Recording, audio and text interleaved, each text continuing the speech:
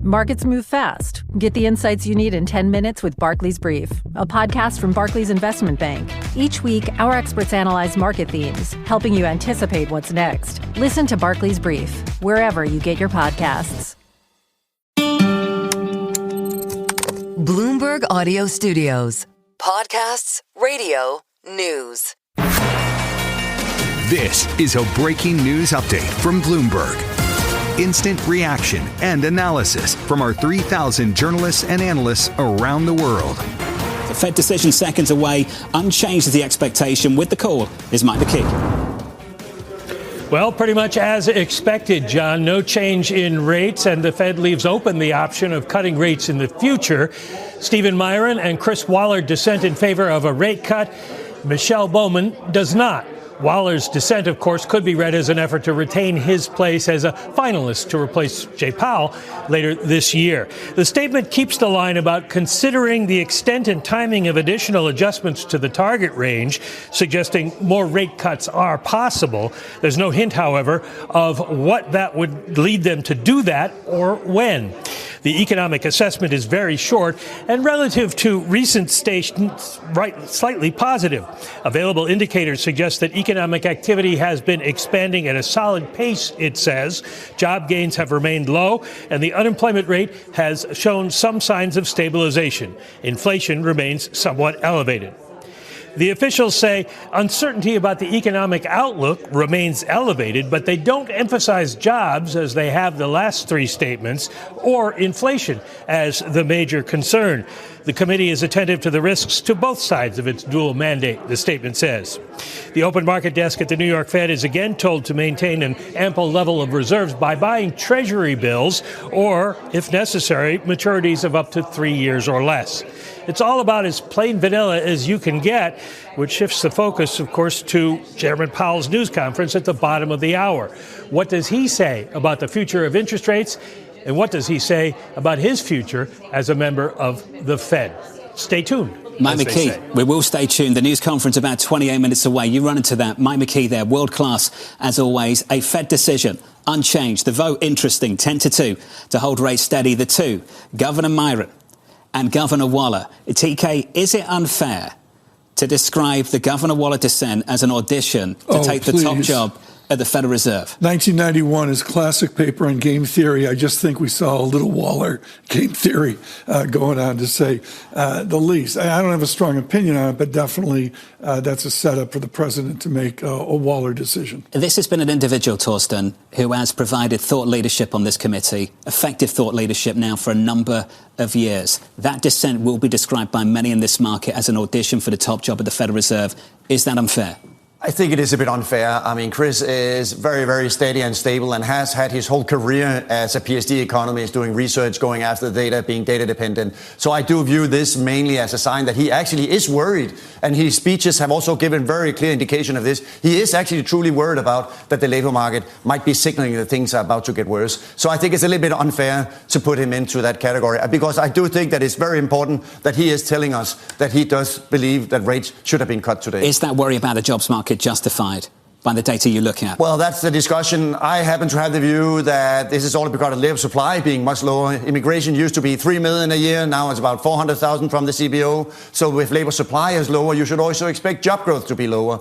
Other people, including Chris, put more weight on labor demand. So that's the debate at the moment. Yes, there has been very little hiring, very little firing, suggesting that labor demand is indeed also weak. So this is the very important debate. And of course, only the data over the next several months will tell whether this dissent was actually a good idea or not. John, for the press conference and for Vice Chairman Clarida, Fed omits language on downside risks to employment having risen. Let's have a chat with some Amazon people this morning. Yeah. Let's talk to UBS this morning. The mail I get, the mail you get. People think fancy guys like Torsten Slok are nuts when they talk about a fully employed America. I don't want to overdo the data that comes from the Conference Board, because consumers' confidence all over the place right now is skewed by a whole bunch of things, including politics.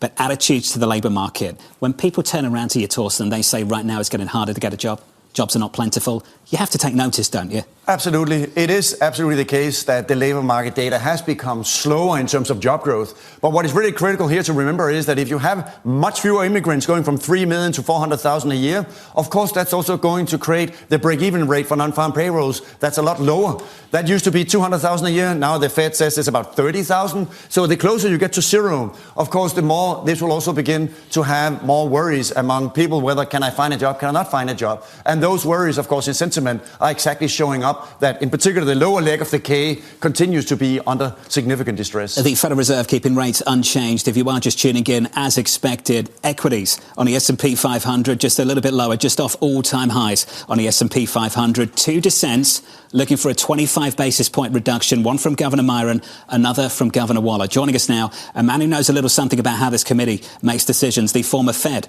Vice Chair, Richard Clarida. Rich, welcome to the programme, sir. What do you make of this decision, and what are you looking for from the news conference in 25 minutes' time?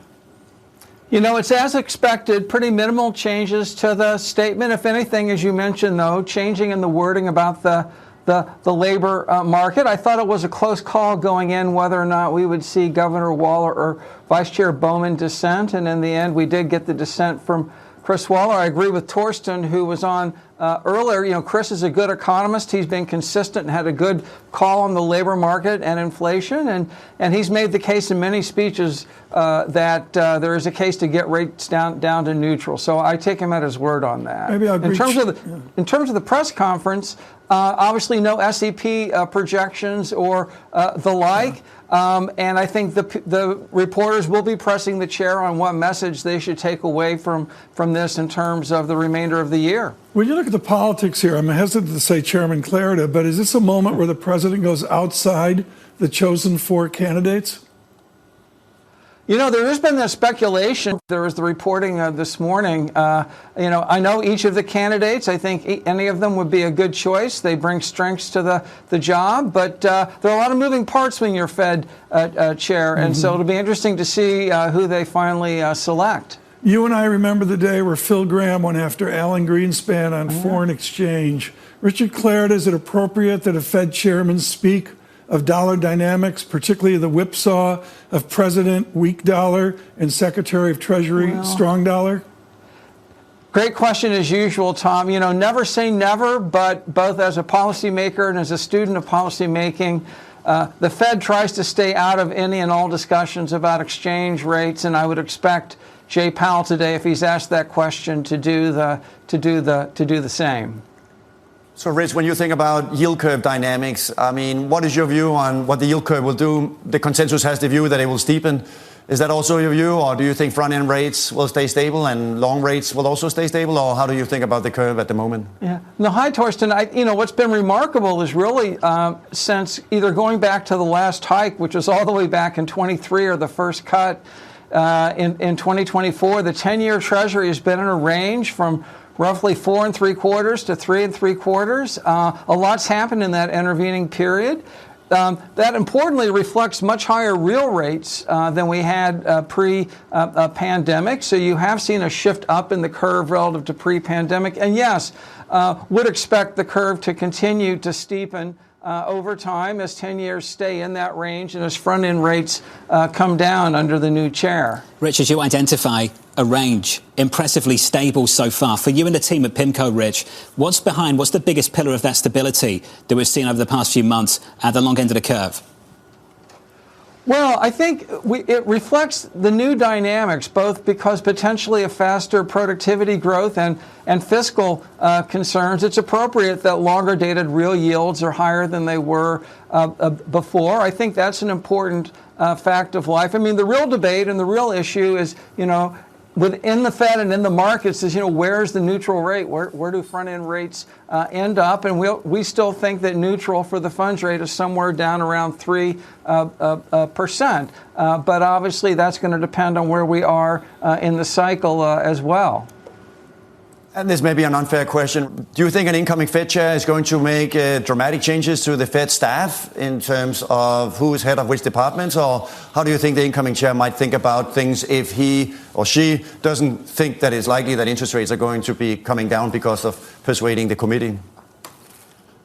I'm not sure about that. It is important just for the public to know that the board staff does report to the chair. During my time there, Chair Powell asked me to get very much involved with the staff, and I learned a lot from them. But I think there typically have been and always will be changes in staff. People get promoted, people moved on. And I should say during my time at the Fed, the senior staff I worked with was incredibly capable. So I don't think there will be any issues there. Torsten Slok, I think it's so important that we describe the academics of Richard Clarida, all that he did with this fancy thing, dynamic stochastic general equilibrium theory and monetary policy. John mentioned earlier, do we know the reaction functions? Do you have an operative theory from the world of Richard Clarida now that's operational? Well, Rich is well famous for the credit multiplier and the work he did with Bernanke. And of course, what credit markets have been doing and what credit markets are doing is often very critical, of course, for the economy. Because if credit conditions begin to tighten, the economy has a problem. If credit conditions begin to loosen, of course, the economy could also have a problem, namely that it just becomes too easy money, including in credit markets. And John, conversation after conversation, the assumption is credit markets are going to loosen because we have, maybe it's Biden-like stimulus. I believe the next 6 months, we're full bore ahead. The credit spreads are very tight, and now the dollar's weakening. And when you think about the dollar's influence on financial conditions more broadly, Torsten, what is the contribution that comes through the FX channel? Well, what I think is very important to remember is that foreigners come to the U.S. for two reasons. They come to cut coupons in fixed income because yield levels are higher here, and they come to get exposure to AI. So for any discussion for talks about, well, will the dollar begin to go down, you need to come with a view that either AI is going to roll over or interest rates are going to be a lot lower. So as long as you can cut coupons and get much higher returns in U.S. assets, you will still have foreigners abroad in Europe, Japan, Canada, Australia, who come to the U.S. to buy U.S. financial assets because they simply do offer higher returns than what you get in most other countries. Foreign holdings of treasuries at the end of last year, close to the end of last year, record highs. People hardly talk about that, do they? Well, and if you go back and look at the tick data for net foreign purchases of U.S. assets, you saw that in April of last year during Liberation Day, things were absolutely chaotic. It was indeed the case that the rest of the world was sell America.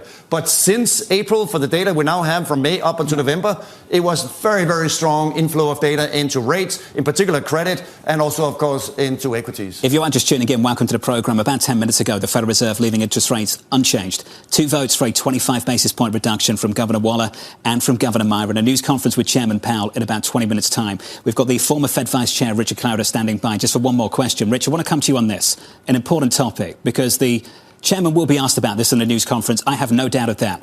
A more confrontational approach, a more assertive approach from the Chairman a few weekends ago towards the White House. Rich, what do you think prompted that? How much internal debate was there about it? I'm not sure. I guess we'll have to wait for Jay Powell's memoir to find out. I just infer that the chair made the decision. He had been quiet and had really not weighed in the past, and I think he just made a decision that he wanted it to be known that he felt that the Fed needed to focus on independence and focus on making the judgments on monetary policy. Do you think that's made it harder? Any color beyond that, we'll have to wait for the memoir. Rich, do you think it's made it harder to focus on monetary policy, though?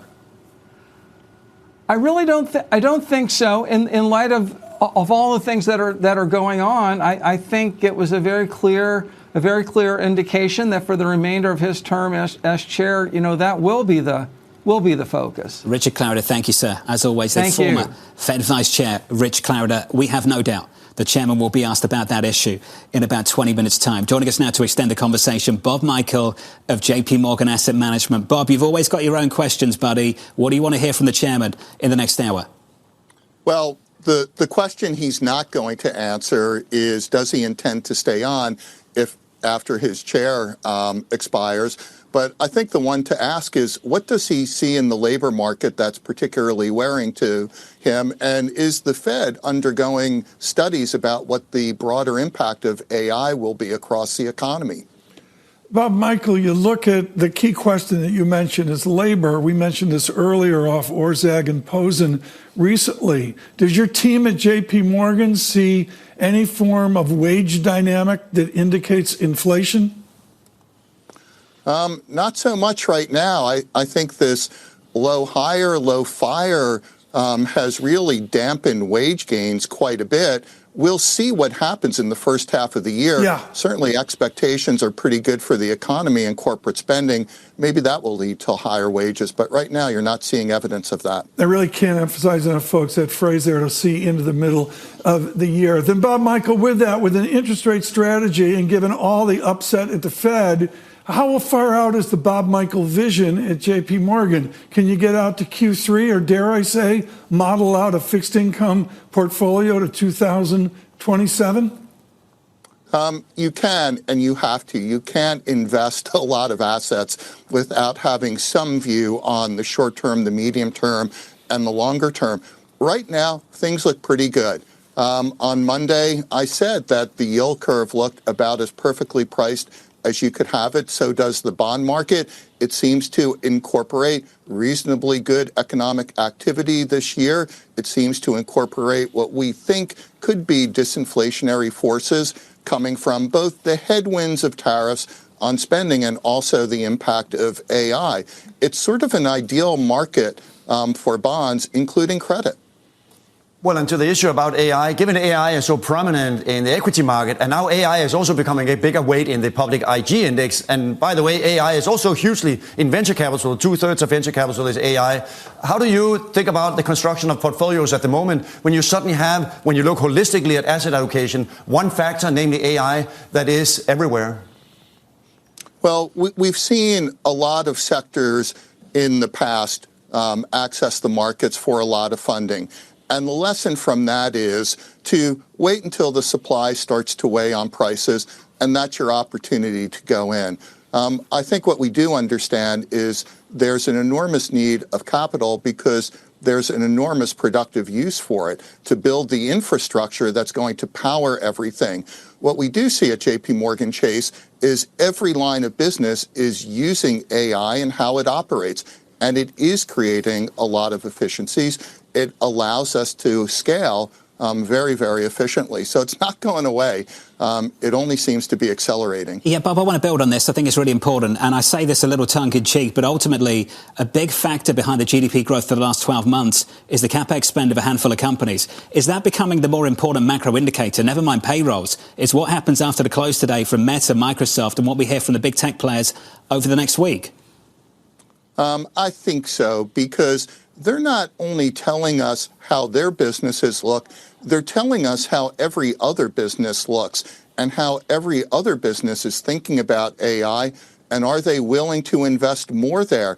I think we're going to find the answer is yes, that everyone's over the hump. They see this as real. They've lagged a little bit. Why shouldn't they? They were unsure about the impact of tariffs. They were unsure how AI would play out. Now that seems to be in the rearview mirror. I think you are going to see pretty good earnings and pretty good downrange forecasts. Torsten, this is one of the great dilemmas, I think, for monetary policymakers, officials worldwide right now.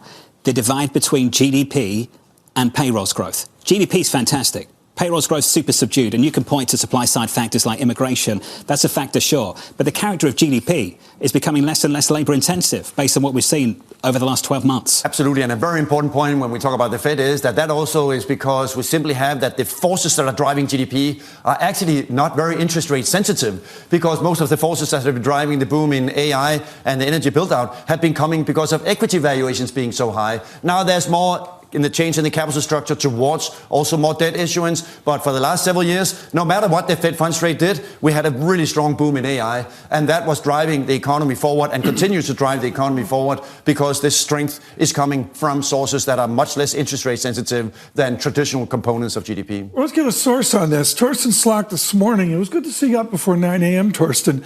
This is his daily note, the Daily Spark. Bob Michael, quantifying the productivity gains from AI. I would say this JP Morgan with, what is it? It's like Walmart, 2 million employees in the U.S. You people have more knowledge, Bob Michael, about the new use of AI. Help Dr. Slok out. How are our productivity gains from AI? Well, the aspiration is that you're growing and you can do a lot more with the same amount of resource. So that's the ambition and the aspiration. We're still early into it. We'll see what the payback is down the road. I mean, look at this, Torsten. Please expand on this productivity. And I guess it comes down to Solo and this strange thing, total factor productivity, which is basically a made up pixie dust of that, like John, you mentioned earlier, that American spirit. What does our total factor American spirit look like right now? Absolutely. GDP growth can come from three sources: capital, labor, and productivity. And the key issue is if productivity is strong, that can more than dominate the other forces of growth, especially when labor is now contributing less because immigration is being restricted. So that means that the requirements coming from total factor productivity or productivity are really significant because that needs to deliver a lot of growth now that we have less growth coming from the labor side. This is why it's hard to sell America. So many of these reasons are just a long list of things as to why it's hard to sell America. Bob, the headlines of the last week or so, not just the last week, but the last 12 months, do you push back against them as well, Bob? Yeah, they're total hogwash. We invest money for loads of different plans around the world. This time last year, into March, April of last year, maybe through the summer, there was some concern. There were plans that were looking at diversifying. We saw very little of it. We're not seeing any of that now. I think there's a realization that the breadth, the depth, the size of the markets in the U.S. make it the best place to exercise your fiduciary duty. And that's what they're seeing. Yeah, is there some currency hedging going on the side? A little bit, but is there a wholesale sell America assets? Right. Absolutely not. If it's happening, we're not seeing it, and we pretty much see everything. You know, Bob, I'm thinking of University of Pennsylvania, and you know, you're in Latin class at Pennsylvania where you got straight A's. And, you know, you look at hogwash as Nugget or Frutilla or in Epsia. I'm butchering the pronunciation here, but stay with me on this, Bob. Is there hogwash among the administration? Bob Michael, you're a bond guy. I want you to help me with foreign exchange in Bruce Kasman's world. I got one day it's a weak dollar policy. I got the next day a strong dollar policy. It sounds like it's time for Secretary Diamond. I think he's doing a great job where he is, and I hope he stays there. What a way to end an interview. Bob, thank you, sir. Bob Michael of JP Morgan Asset Management, staying out of trouble. Hogwash. Hogwash. That's what he thinks of those headlines. But that's brilliant, and you hear it in your wonderful morning note as well. People are so frustrated by the spin that they're getting, given the cacophony of our American politics and all. You know, a long time ago, Tom, at the president's first term, Mark Dow wrote a great piece on divorcing your political bias from your market analysis. And I think there are reasons to be worried about diversifying away from the dollar. And I'm not going to colour everyone who has that opinion with the same brush, but I will say this. I think some of this has been driven by people who just don't like the policy out of the White House, Torsten.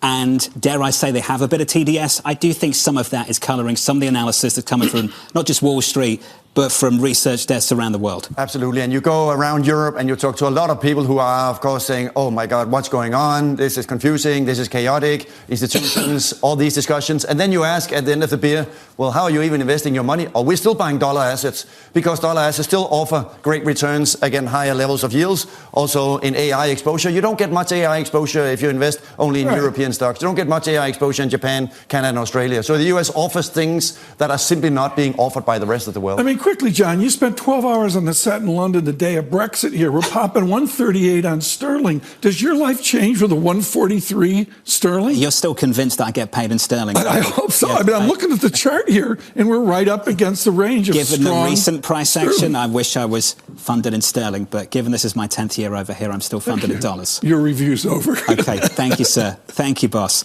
Let's get to Diane Swank of KPMG. She joins us now. This news conference starts in about 7 or 8 minutes' time. Diane, welcome to the programme. What are your questions for Chairman Powell when this news conference starts? Well, I think one of the questions that hasn't been asked of the Fed is we've heard the Fed talk about curbs on immigration and its effect on the break-evens on unemployment and the labor market more broadly. We have not heard anything about the pockets of labor shortages that are beginning to creep up. The quit rate in leisure and hospitality absolutely soared in November and over the summer, and that is because of curbs in immigration. We know that foreign-born and native-born workers in some professions, most notably in the service sector are complements, not substitutes for each other. And that's something that we're watching closely as well. And even with the productivity growth we've seen, the AI boom that's going on is currently, with that productivity growth, not derailed inflation.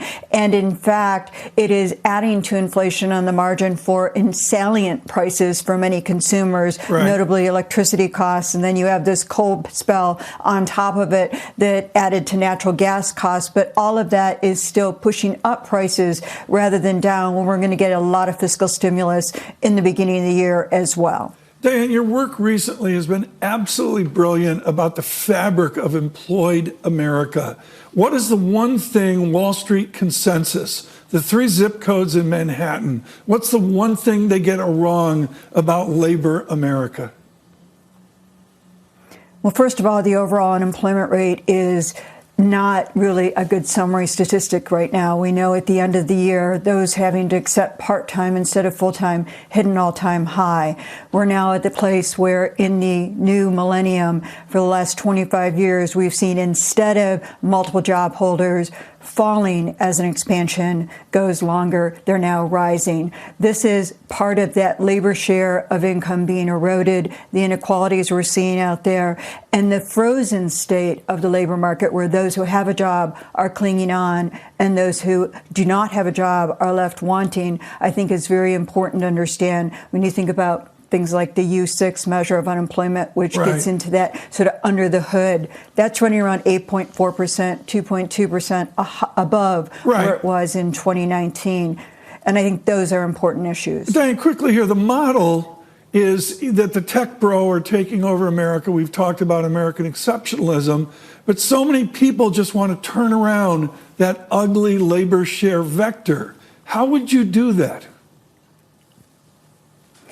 Well, it's a difficult thing to do, and certainly with the way that the C-suite and the gap between employees and the C-suite see AI and how it's affecting productivity growth is another issue. We could literally see a payroll recession as the economy booms in 2026, and that is something that I never expected to see out there. I think it's really important to remember, though, that we still have not ameliorated inflation. We still have inflation, and it's much like compounding stock returns that has driven that wedge of wealth higher. Compounding inflation over the last 5 years has left prices out of reach for too many. At the same time, the labor market is frozen, and that is why you're seeing the consumer attitude surveys we are. And what are the consequences of the K-shaped situation for the consumer? From a broad macro perspective, the weekly, the monthly retail sales data is still reasonably okay. Does this matter later this year, or how do you think about the K-shaped situation? Is it something that the Fed should take into account, or why does this matter from a macro perspective? It's really important from a macro perspective because I think it's providing a underlying floor under inflation, and that's what I worry about could happen, that with fiscal stimulus on top of it to temporarily disperse economic gains at the beginning of the year as we see those tax refunds come in. That is important because the sugar high could be very short-lived if it only makes inflation stick. And as I said, inflation's already compounded to the place where most Americans feel that things are out of reach, and that underscores and undercuts the Fed's inflation-fighting credibility. Dan, I think we have to say, and I'm sure you share this sentiment, if any of us gets a tax refund, it's paying the energy bill over the last month. Dan, thank you. Dan Swonk weighing in on the Federal Reserve and a backdrop for the economy. I think we just take a beat with the 2.5 minutes we have left.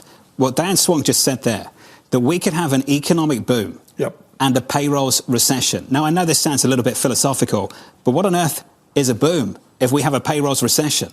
I'm going to go to Torsten on this. I think your question, John, is brilliant. What she said was remarkable. I don't think I've ever heard that, ever. The bottom line is we have a president who's prosecuting a neo-mercantilist strategy. You were weaned on this ages and ages, great-grandpa Slock, 1,000,000 years ago as well. How do we extract ourselves from a neo-mercantilist strategy to get growth back in for the rest of the public not benefiting from this tech boom? Well, the challenge, of course, is that the AI boom has been the main driver for so long. But if you implement policies, of course, that ultimately says that we want fewer goods and fewer people to come into the country, the risk is that, of course, does come deglobalization with a risk of higher inflation in prices, risk of higher inflation in wages. So that's why and this is not only the US, this is also Europe, this is also across the OECD area, you're seeing more and more segmentation of the global economy. Of course, results in now everything needs to be produced domestically, homeshoring, onshoring, reshoring. All that, of course, results for fixed income investors in more upside risk to inflation. Did you just describe the 1930s in the United Kingdom? Tom, the biggest risk to the GDP growth we've discussed over the last 12 months are the populist remedies the White House might introduce to try and correct the decay. One of those issues we've talked about for the last few months, the last month or so, has been the introduction of a cap on interest rates on credit cards. That could have the complete opposite intended effect of chilling financial conditions, of tightening credit availability. And they're the kind of things that at the moment, this administration, TK, they're the kind of things they're thinking about. I think the phrase is grasping at straws. I don't hear much policy or science behind it. Maybe we'll hear that in these comments. Torsten, this just in from Hugh Van Steenis of Oliver Wyman. I'm sure you know him. He wants us to start a podcast. I wants to know if Mark Rowan will give up Torsten once a week so we can do a little podcast together. He liked the last hour so much. First guest could be Hugh Van Steenis. Do you think Mark and Jim will get on board with that? Can we have you once a week? Can you write the check if we've got a budget in the surveillance budget? Yeah, I can work it out. We'll try and make that happen. Torsten, this was a pleasure. Thank you, sir. Thank you. Torsten Slok there of Apollo.